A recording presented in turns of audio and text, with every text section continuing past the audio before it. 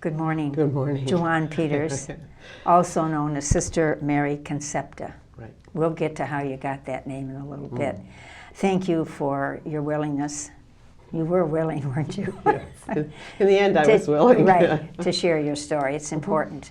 And so that we can all, as a congregation, as your friends who will see this on YouTube, your family, get to know you a little bit more, so to hear your story. So perhaps we can begin back at your beginning, this journey of life, where you grew up and your siblings and schooling and that. So, Okay. So I was the first daughter of Richard and Helen Peters. okay. My mother was Helen Beakey Peters, and they lived on the east side of Detroit, not far from Belle Isle. My mother went to St. Martin's on the Lake. Okay. Right, 1 through 12. They had the IHMs. And my father went to St. Catherine's, which is now, I think, St. Charles or something. Right, okay. But that was down by the Belle Isle Bridge. And so my father also, Richard, anyway, Peters.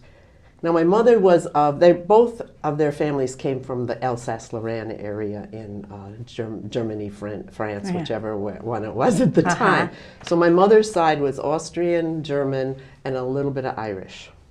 And then my father's side came over, our ancestors came over with the very first French settlers with Cadillac.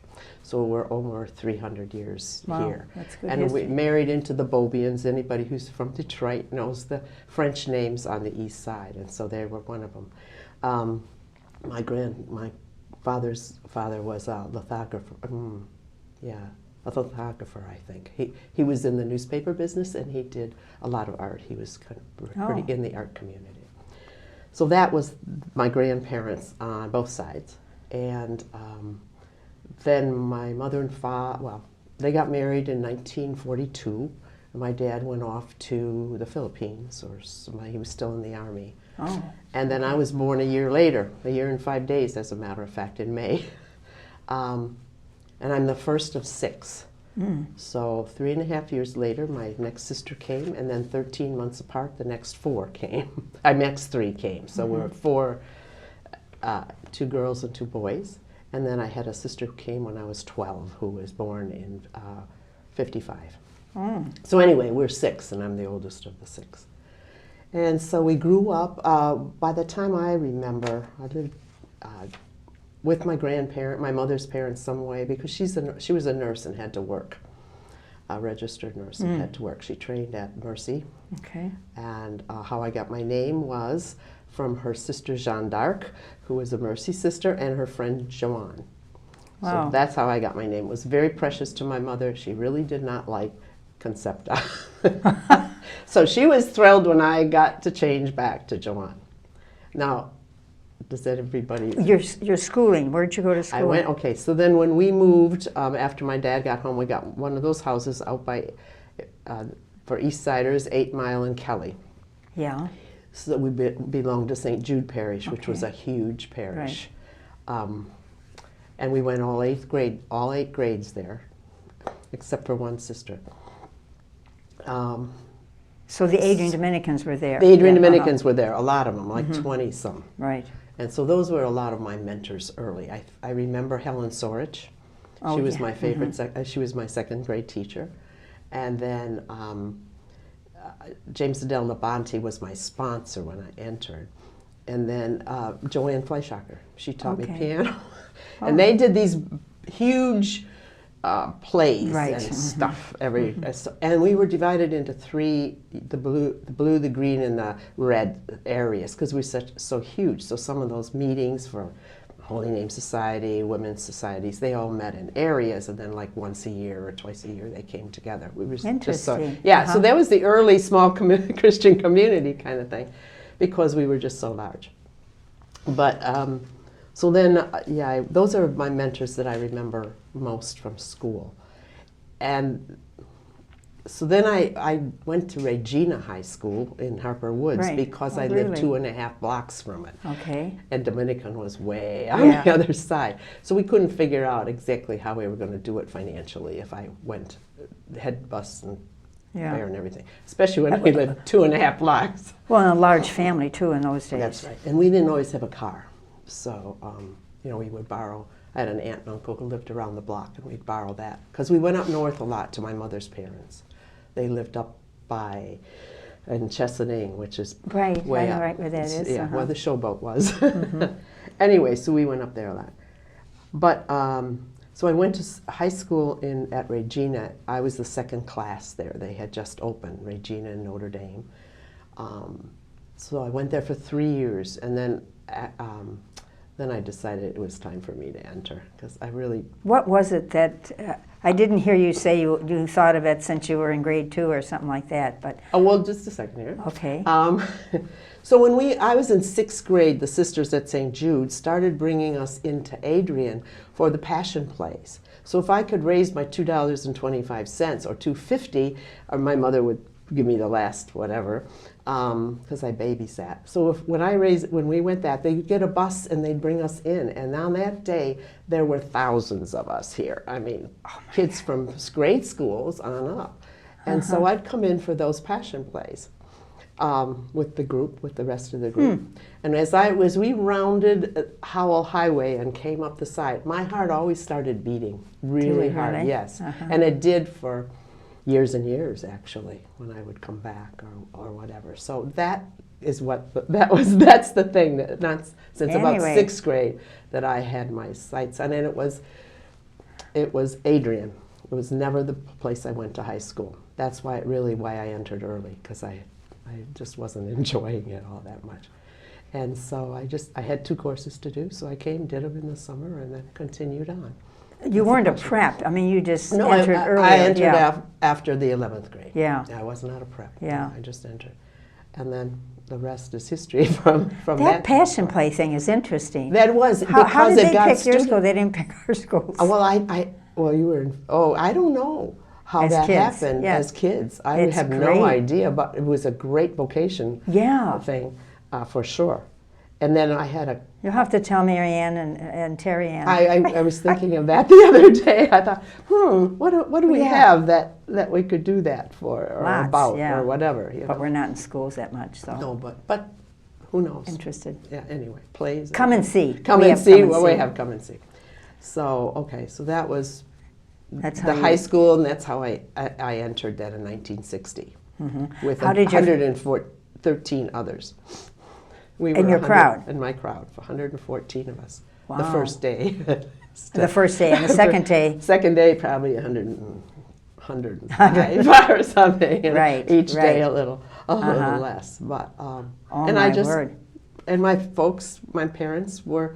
I had this big party. They made sure I went to proms, and they did everything anybody else would do. My mother had an aunt. My great aunt was in the Holy Cross community in South Bend, and she sure wished I would go there because they sure. came home more often. Oh, that's right. But of course, her mother was almost 100. My great grandmother was almost 100, so I'm sure they let her, Oh, I see. visit Okay. more often too. But I never got down there, so I didn't know. But I did know Adrian, so they would come to visit. And your siblings? My siblings all went through high. Yeah, But how did they feel about you? They were okay, I think, except the youngest, who I really had to take care of when my mother was sick when she was born. So I Oh. took care of. I took care of her as much as was needed. Yeah. And so anyway, she was only 4. When you entered? Yeah, the rest probably thought, okay, that's good. It's our Well, with a turn. large It's our family- turn here now. Especially my Yeah. sister, she's 3.5 years younger than I. So she took over as the next oldest and got married. And the rest of them are married. I have 30 grandnieces and nephews right now, and I had 16 nieces and nephews. So that went on well. And they're all involved in church, which is unusual at this time. But no one entered. No one else. No. I actually now have a nephew who's a Jesuit. Oh, really? That's Yes, wonderful. he'll be ordained to the diaconate this coming spring, and then as the priesthood the next year. So Jim Hug met him at one of their meetings. Okay. So he's out in Berkeley studying right now. So that's my brother's son.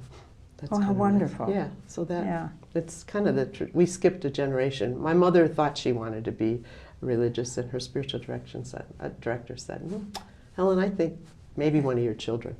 So that was kind of interesting. Well, it was kind of the thing in those days. But we skipped a generation. Yeah. But, anyway. And some of us have skipped many generations. Yeah. I think my father had a priest somewhere in his family, but I didn't know. Anyway.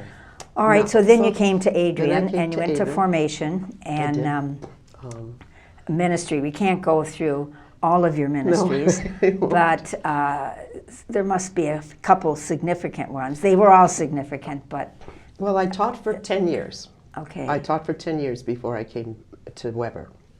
So then it kind of went back and forth. I would teach. I went to Weber and for 3 years, and then I went down south with Catherine Clyott and June Rassico and Jean Cassidy then, and we started Rural Catholic Social Services in North Georgia.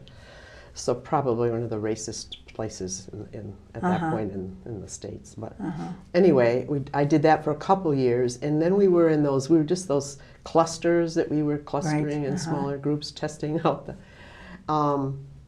and so from that group, a couple people just said, I think you would do well in spiritual direction or spirituality. So I shopped around and went to CTU then for 2 years in Chicago, Catholic Theological Union, to get my master's in spirituality and mission, because I've always been interested in mission and intercultural. I've always been interested. When you say mission, help us understand what mission, you mean. Interculturality, really, yes. And not only did I study it there, but I was part of a group that were training because it's a real mission sending school. They have the Divine Word, a lot of those mission sending groups. And so we had 3 sites, one in Gary for Hispanics, one in Chicago, right north of Hyde Park, for African American, and then we had up in, I never remember the name of that place, but up north a little bit in Chicago, there's another where the Native Americans were shipped from the West at one point to the city, and that was really a hard place to be. And then we would go out to I never went there, but the Lakota Reservation. So there were all of these students, theology students, that were going overseas, and then I was on the African American site, but they would get immersed into that, and then we would work with them. So that was a wonderful experience for 2 years. I did that after I studied in Chicago, and then I went overseas to Africa. It was a perfect preparation. How did that happen? It happened because I had always expressed. Mary Lou Puttrell was there at that time, and I always expressed. I always wanted to go to Africa. From my little youngest days, I always wanted to go to Africa. What was it? I don't know. It was just this thing of interculturality and mission, I think, that was always part of me. And so Mary Lou had Tom Fox wanted somebody to go to Vietnam. Well, right when we started talking about it was when everything crashed in Vietnam. So that was out of the picture. And so by then we had started in Ghana. Joan Mary and Dusty had gone to Ghana. We had started our missions there. And then, of course, because I was at Weber, Helen was in Malawi. Helen Dillon went to Africa then. And then I think it was, first of all, when Rosemary went to UISG in Rome, the first mission in Nairobi, where Catherine Deutsch and Helen Dillon and Mary Dwyer went, was Nairobi. And so that was of them meeting their superior in Rome. And then a few years later, the same thing happened with where I was up country in Eldoret. So Joan Mary went with me over there to Eldoret. And we taught, our mission was to teach theology to the novices and postulants. and the young sisters. So in their formation. Formation program, yeah. So that was what that was all about. And I was there for 8 years, all of the 80s. I was there from 81 to 89, so that took up, but I forgot to add that into my teaching experience, I think. But we did that, and then Catherine Deutsch and Katie McGrail ended up there because Helen came home sick and a couple other things. So we were there, both groups were there for about 8 years. Well, that is what I call the central mission of my life. Oh, interesting. Always something I wanted to do, and it just came. And that's kind of the way my life has been. Things have just come. Only a couple times did I have to search them. Right. That's a gift. It is a gift, and I realized that. It was just a gift of the Spirit to me. So you came back from Africa. Were you invited back, or you wanted to? No, the sisters, we always knew it was just for a certain time. Okay. So Nairobi, they were there 8 years. And then the sisters had their sisters trained in formation in that time. Okay. So that, was a self-ending kind of thing. The same thing happened up north in the other place. They said, we think it's time now, we have women. Can you recall that those years in Africa, a significant event or experience that you had, that you learned something about yourself, or? Oh, every day. I think every day. The language, because the food, the people. The language, we were asked to go and learn the language. So Joan and I went to Tanzania, right, on Lake Victoria. The Maryknoll fathers had a place, and a language school. And it was right in a village, so we would learn.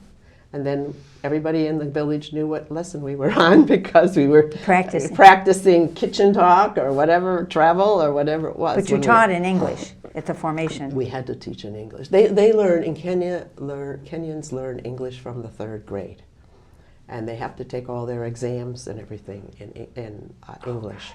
They were in a British colony. So yes, we had to teach, but we had to learn. The sisters insisted that we learn Swahili there because Nairobi's different. They have more English speakers. It's more cosmopolitan. But up country, you don't find that. So we learned Swahili. We learned Tanzanian Swahili, but it's much better than Kenyan was at that time. But anyway, so then we could get to the market. We could be free. The sisters were great at taking us around. If there was a funeral that they wanted us to experience, they'd say, give them an assignment, we're going to this funeral. They were teaching us the culture like that and inviting us to everything, peeled potatoes for their large celebrations, because when they had celebrations, they actually killed the fatted cow, not the calf, but the cow. And so they couldn't cook it until that morning, and mass at 11 or something. And so we tried to enter into everything, food as well. When we first got there, they thought we were going to eat the same food as the sisters who'd been before us, the Irish sisters, but we weren't. You wanted to be right in with We did, and it wasn't bad food, and so you had to get used to a few things, but not. What was one thing that was hard to get used to? Chitlins or intestines of Okay. whatever. Okay. Now you. No, we always said that we really think you enjoy those so much that we would hate to deprive you. And that was fine because we ate everything else, I think, and we tried stuff. Yeah. We also tried. Really entered. Joan Mary was really gung-ho. She'd been in Ghana before, so she was a lot. She helped me get around that first. She helped me get over there first. Yeah. Go through. So then you come back. That's a big transition. Tough. That was very big. How did you handle the transition? It took me, I would say, probably the better part of 3 or 4 years just to re-enter, because you come back, and instead of only having one product on one laundry soap on the shelf or one toothpaste on the shelf, you came back to this whole. We had so much. It was just it was just overpowering, because really you learn to live a simpler life, So that was overpowering. That first year, I didn't know what I was going to do. Now, Anne Romaine took me into the finance office, which is still a laugh, but Don't laugh. But she had a couple jobs that weren't totally financial that I could help with. So I worked in the finance office that first year, and got my feet on the ground, reacclimated myself to a bit to our society again, and to the cold and to everything else, food, whatever. I mean, it was just interesting. Family, very much so. Yeah. And then I think that was the year Nadine was elected. Okay. Anyway, they were in office, and Donna Markham was in charge of formation. So she asked me if I would be a part of the formation team. And I said, well, I taught in Kenya. Well, you did formation, so you could do this. so then I was I became in charge of the temporary professed and recruiting. Those 5 years, 90 to 95. Oh, okay. So then I thought, I have to reinvent myself into something. But by then I had acclimated pretty much, but I still didn't know what I was going to do. Was I going to go back into teaching or what? So anyway, that was how that happened. So I was there, and then I went back and renewed my teaching certificate, and I lived at Dominican High 2 years, and I taught 1. And then Arlene Scott was going down to South to help her brother. And so I went down and taught at St. Petersburg 3 years. And that was fun. That was good. I enjoyed that. Lived with Pat Caulfield and Jean Burney. And the 4 of us were in that parish then, school parish. And I did some retreat work down there. You've been all over the place. I know, I did. I worked for the Franciscans in Tampa. I did some retreat work down there. Got my feet wet a little bit, but I didn't stay down there. Something didn't agree with me in the whatever surroundings. So I came back, waited, worked for Dusty for 2 years in the Peace and Justice office. Was her assistant. She probably went crazy, but. And then I did all those mission appeal assignments. That was in our office at that point. Oh, so you didn't get ones from the outside? You kind of No, we got them. No, we did, but you had to assign people to them to do them. Right, so right. I did that for her, and then I got the call. Somebody told me there was an opening at Capuchin Retreat. Okay, that's so right. that 2002. After the gathering, I went up to Capuchin Retreat, and was there for 8 years. And then that was through the hard times and everything. So they lost money and I lost a job. Right. I remember that. So I thought, well, I've always wanted to do CPE, a clinical pastoral. So I enrolled in a chaplaincy program. And then I picked up. Where'd you do that? At Beaumont Royal Oak. Okay. Yeah, that was an excellent place to do that. So I did that all January to May or something. But in the meantime, there was an opening at St. Paul of the Cross to do retreat work. And we were a team. There were two women and the 2 of the Passioners. And I worked with the men for 3 years. And in there, I worked part-time there. And then I got a chaplaincy job at Fraser Villa in Fraser. I worked part-time for 2 years, and then that boss left. His wife retired. They retired to Atlanta. So then I took over as the director of the chaplaincy there. And didn't quite a few of our women go there for rehab? For a rehab, it was yes. nice. Nadine quite a few. That was a really good place on the east side. And we went through a lot of changes there. And then I had 3 associate chaplains while I was there. Wonderful. Part-time.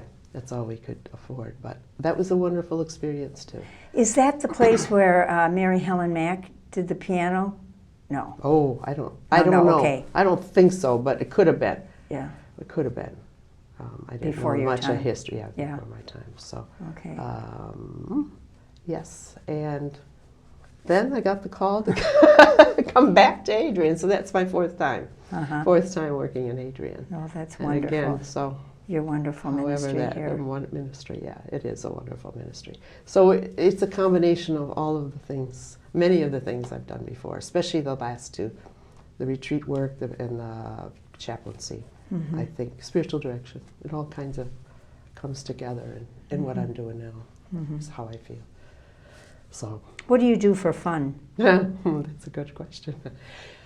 I just love the outdoors. I used to walk, but I'm not getting that in as much as I had. I know everybody's telling me that, but I like to be outdoors. I like to walk. I read. What did you do for fun in Africa? Oh my. Again, went for walks. They were always, with the sisters, we spent a lot of time with the sisters and games, and but there was enough exercise there. Well, we did a garden. We had a garden. Okay. Raised everybody has a kitchen garden in Africa. For the tomatoes and the things you put, garden. Onions, those kinds of things, and collard greens and things like that. So we had a garden. We went back and forth. You always had something to do with around, and then we would go around to another. Betty Condon was there with one of the place in Wisconsin, Dominican, Sealy. Okay. So we would go over there. We'd go down to Nairobi. That was always a nice trip. 6 hours over the mountains on the dirt roads or whatever roads, not the greatest. I don't like to shop much, but I do like to. I like to go out to. I like to go to the parks and just spend time by water. Okay.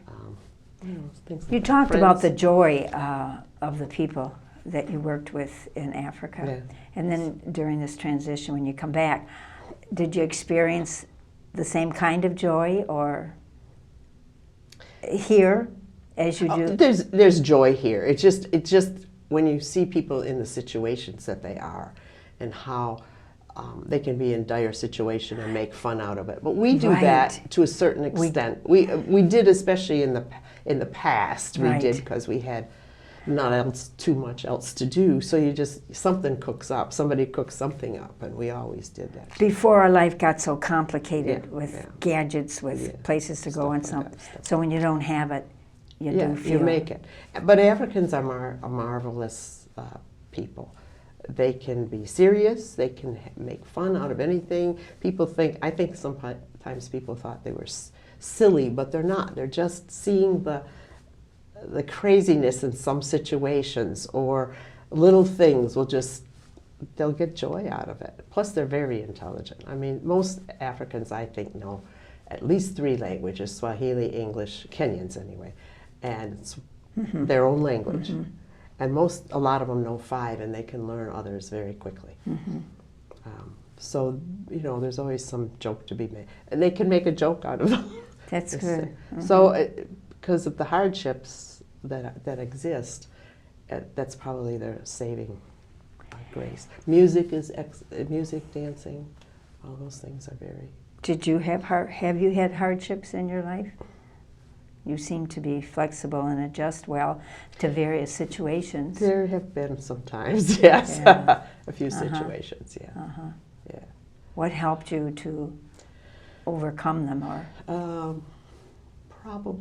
Probably friends. I mean, my friends, probably, Helen Dillon was a really good friend. Connie Kelly was a really good friend. Norma Dell's a very good friend. They were also mentors along the way. I lived with each of them. So some of those friendships that came out of, we had an East Side group when we were in Detroit. When I was in Detroit, we got together at Mary Lou Putro at they used to get Mary right Copy's place. Monday nights. Monday nights, yeah. So again, friends. Can't do without them. You can't do without friends. Right. And I don't have a lot, but I have some really. I've had some really wonderful Well, hang on, because we're losing our friends. I know it. Our family, and I hope you get time away from here to be with your family. I do that. It was nice meeting your sister that one day. Yeah, she was good to come. Yeah. Yeah, Teresa Reynolds, and then she came again for Nadine's, just to support me. Right, yeah. They both, 2 of them would have liked to come, the other had to work, but yeah. So we support each other a lot. We were just down to Texas for my sister's 50th wedding anniversary. Good. All of us, all 5 of us from here went down. Had a great weekend. So between family and friends. Is there anything else you'd like to share with us? I can't think right now. Do you But, have a special quote or scripture saying that has helped you in your journey thus far? I think that there's one that it is a what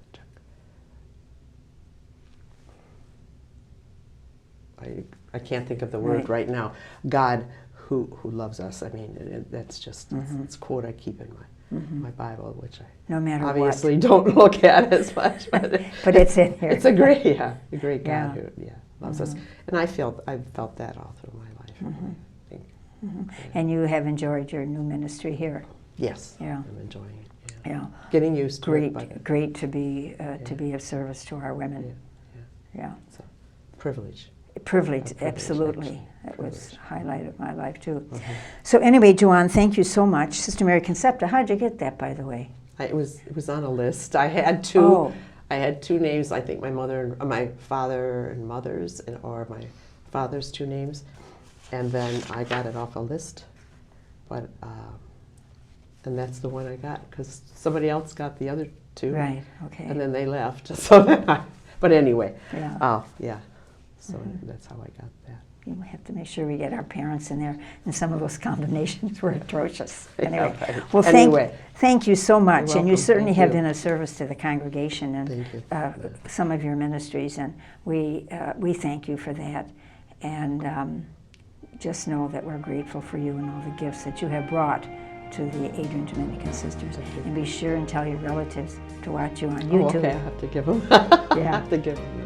Yeah. All right. Great. Okay. Thank Well, you. thanks, Joanne. See, this wasn't so hard.